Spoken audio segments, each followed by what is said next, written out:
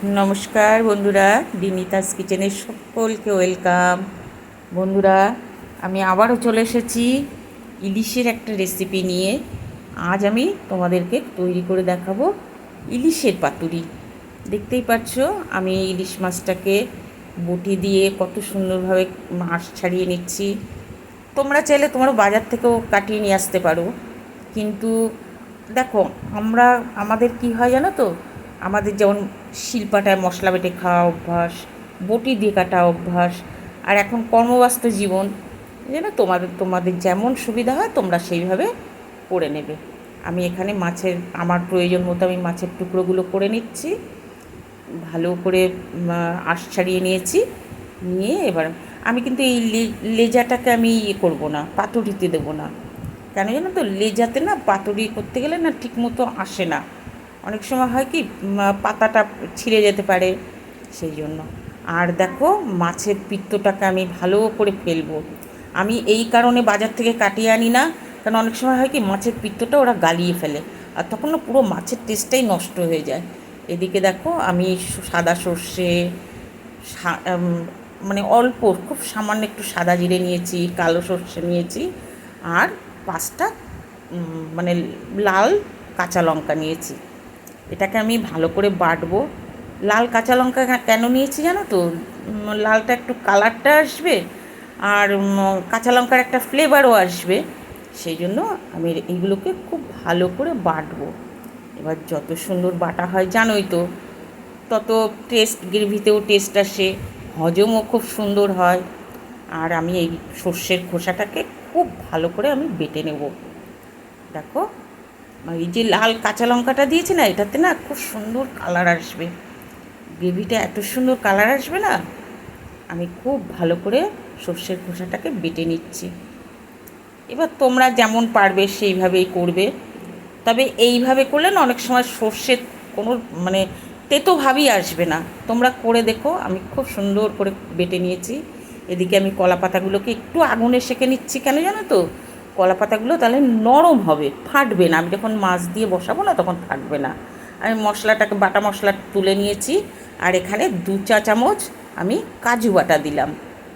দিয়ে আমি এখানে নুন দেব, কারণ আমি এখানে প্রথমে তোমাদেরকে আমি 3 পিস মাছের জন্য আমি এখানে হাফ চা চামচ নুন নিয়েছি, 3 চা চামচ, যেহেতু 3 পিস, আমি 3 চা চামচ সর্ষের তেল নিয়েছি। দেখো, যেহেতু সর্ষে বাটা, সেখানে সর্ষের তেলটাই ভালো লাগবে। এখানে আমি তোমাদেরকে অন্য তেল আমি ব্যবহার করতে বলবো না। এখানে আমি হাফ চা চামচ হলুদ গুঁড়ো নিয়েছি। এবার এই পুরো মশলাটাকে একটা ব্যাটার টাইপের করে নেব। ভালো করে মিশিয়ে, দেখতেই পাচ্ছ আমি ভালো করে মিশিয়ে নিচ্ছি। সর্ষের তেল, কাজু বাটা, সর্ষে জিরে বাটা, কাঁচা লঙ্কা বাটা।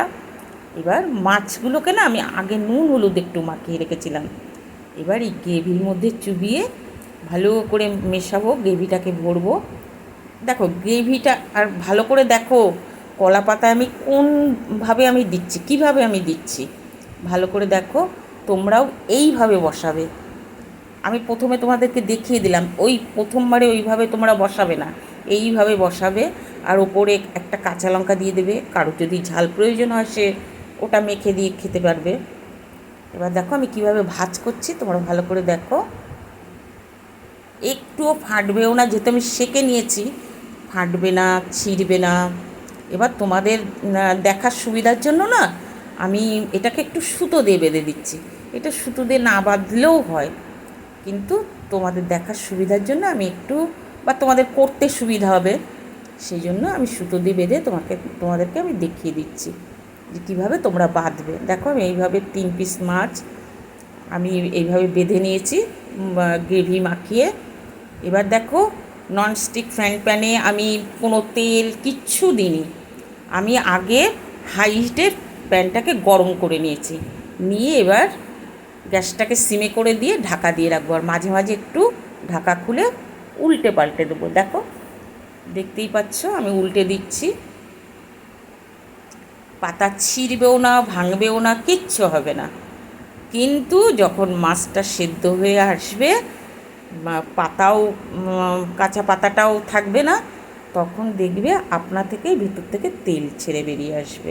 দেখতেই পাচ্ছ কেমন তেল ছেড়ে বেরিয়ে এসছে। আর বন্ধুরা আমি মানে সিমে করে কেন বলেছি ঢাকা দিয়ে দিয়ে, নাহলে কী হবে জানো তো, পাতাটা পুড়ে যাবে, মাছ ভেতর থেকে শক্ত থেকে যাবে, আর টেস্ট একদমই ভালো হবে না। সেই জন্য তোমরা গ্যাস সিমে করে দিয়ে ঢাকা দিয়ে দিয়ে এইভাবে করবে, খুব সুন্দর টেস্ট হয়। তোমরা প্রত্যেকেই বাড়িতে বানাবে, আর তোমরা বানিয়ে আমাকে কমেন্টে জানাবে এটা খেতে কেমন হয়েছে। কেন জানো তো, আর কে কোথা থেকে দেখছো সেটাও আমাকে জানাবে। আর তোমরা যদি আমাকে উৎসাহ না দাও তাহলে আমি এগোবো কী করে? তোমরা প্রত্যেকেই কমেন্ট করবে। দেখো আমার ইলিশ মাছের পাতুরি হয়ে এসছে। এবার আমি তোমাদেরকে একটা, দেখো উল্টো পিঠে দেখো কিচ্ছু পাতা পড়েনি, কিচ্ছু হয়নি, কিন্তু মাছটা খুব সফট হয়ে সেদ্ধ হয়ে যাবে। তোমাদেরকে আমি একটা খুলে দেখিয়ে দিচ্ছি গরম অবস্থাতেই। দেখো আমি সুতোটাকে খুলে নিচ্ছি,